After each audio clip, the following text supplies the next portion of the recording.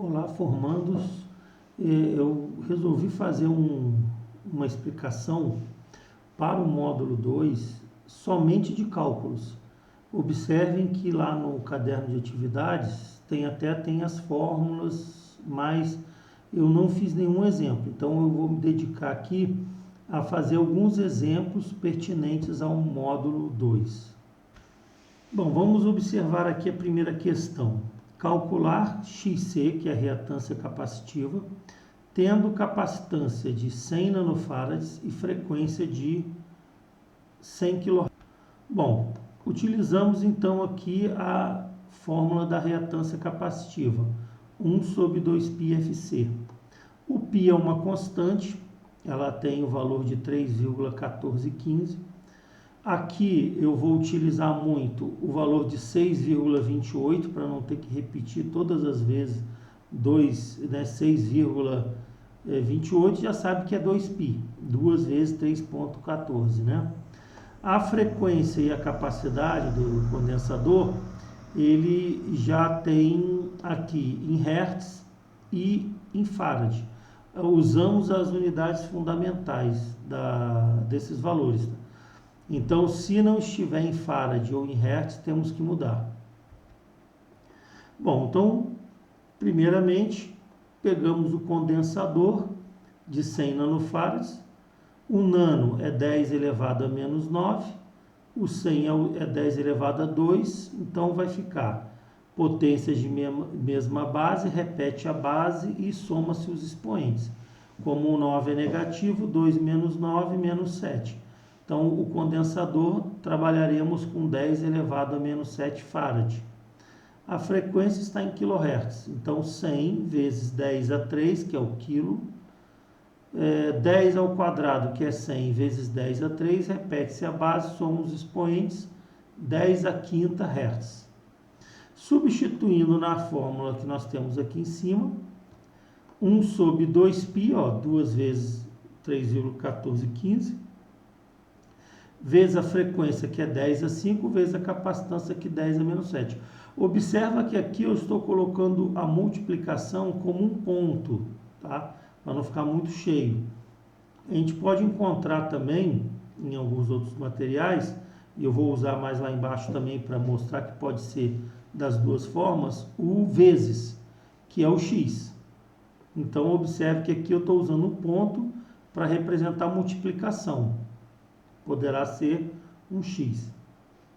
Então, 1 sobre 6,28, que é o 2π. Aqui, repete-se a base e soma-se os expoentes. 5 menos 7.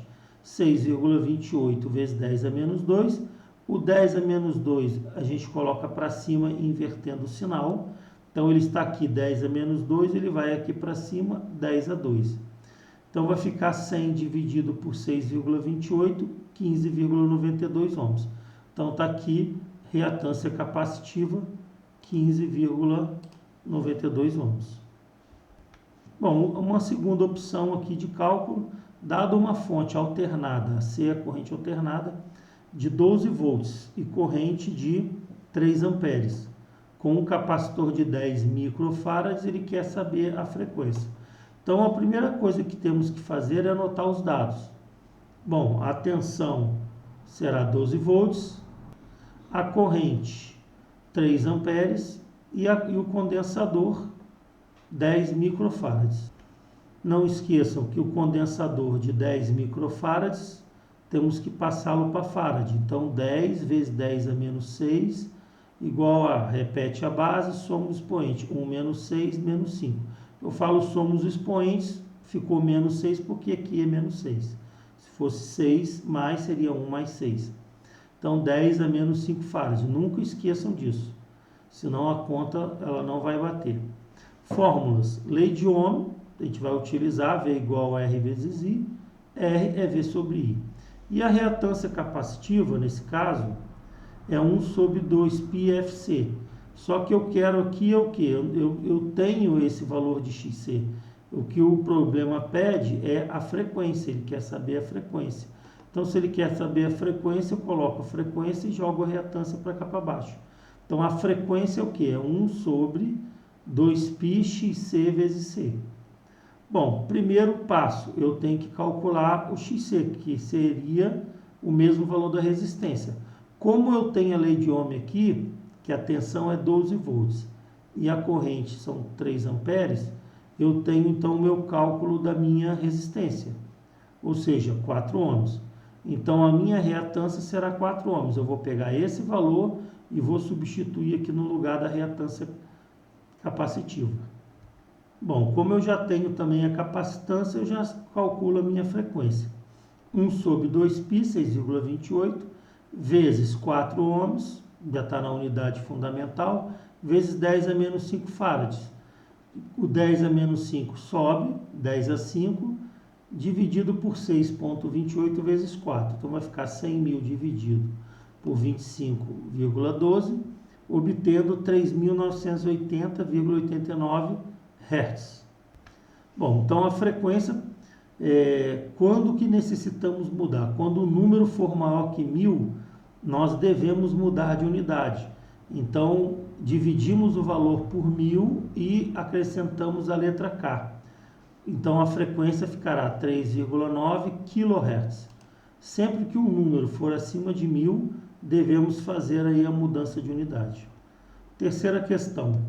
Dado uma tensão de 220 volts, frequência de 60 Hz e uma capacitância ou capacidade de 100 picofarads, pede-se a corrente que circula. Tá? Tem muitos livros que poderão achar aí capacitância, então eu coloquei aqui, mas é a capacidade do condensador. Anotar os dados: tensão de 220 volts, frequência 60 Hz.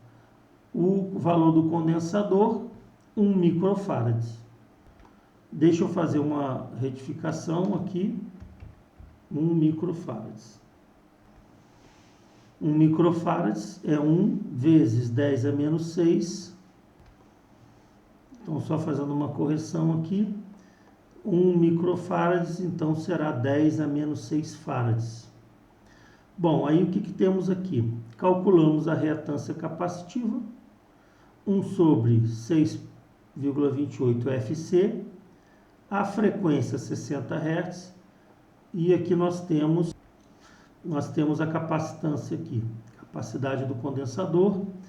Esse 10 a menos 6 sobe, vai ficar então 1 milhão, que é 10 a 6, dividido pelos 376,80, dando uma resistência de reatância capacitiva de 2.653,9.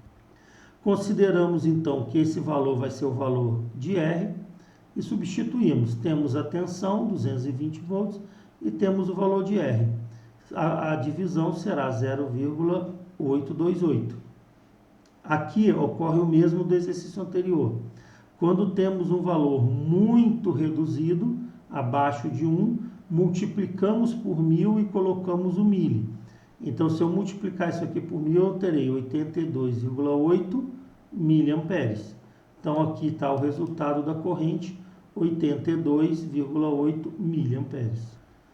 Vamos aqui a mais um exemplo. Se medimos uma tensão com voltímetro e ela apresentou o valor de 127 volts, calcule o valor de pico e de pico a pico. Bom, quando a gente mede uma tensão com voltímetro, nós estamos medindo a tensão eficaz, 127 volts.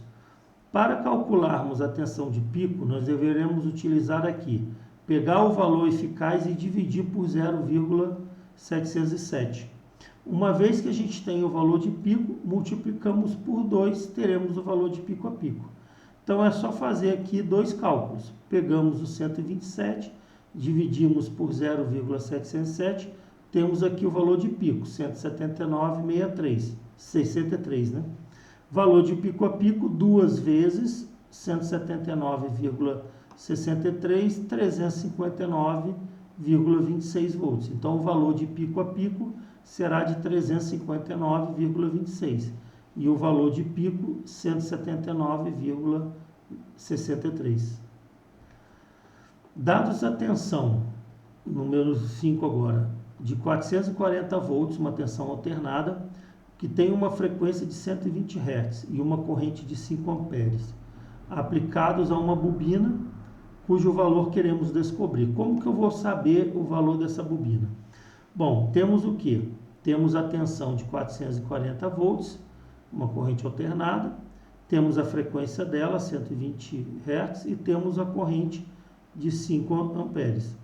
Bom, o que eu preciso? O que eu quero calcular? Eu quero calcular a bobina.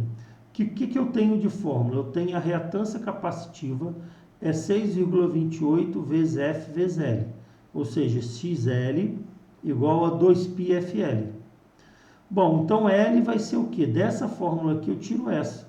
L vai ser a reatância indutiva dividido por 6,28 vezes a frequência. E como que eu acho essa reatância indutiva? Ora, é só eu calcular a resistência. Eu tenho o valor da tensão e tenho o valor da corrente. Eu aplico lei de Ohm, 440 dividido por 5, 88. Substituo esse 88 nessa relação de cima.